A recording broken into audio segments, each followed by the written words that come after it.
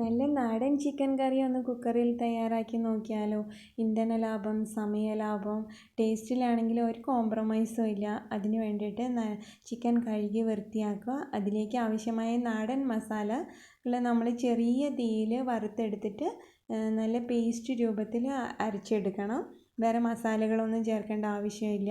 പിന്നീട് ചിക്കനിലേക്ക് ആവശ്യമായ സവോള, പച്ചമുളക്, ഇഞ്ചി, തക്കാളി തുടങ്ങിയവയെല്ലാം ചെറിയ ഇതായി അരിഞ്ഞ് വെക്കുക.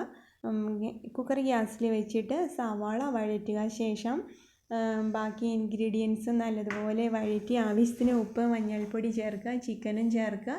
അത് നന്നായിട്ട് വഴറ്റുക. നമ്മൾ അരച്ചു വെച്ചിരിക്കുന്ന പേസ്റ്റും ചേർത്ത് ഒറ്റ വിസിലടിക്കുന്നത് വരെ വെക്കുക. അതിന് മുമ്പായിട്ട് കുറച്ച് തേങ്ങാക്കൊത്തും ഇടണമായിരുന്നു.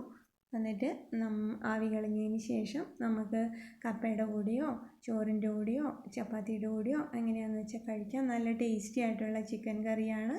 എല്ലാവരും അപ്പോൾ എൻ്റെ ചാനലൊന്ന് സപ്പോർട്ട് ചെയ്യുക. എൻ്റെ ചാനലൊന്ന് സബ്സ്ക്രൈബ് ചെയ്തിട്ട് എന്നെ സപ്പോർട്ട് ചെയ്യുക. Thank you.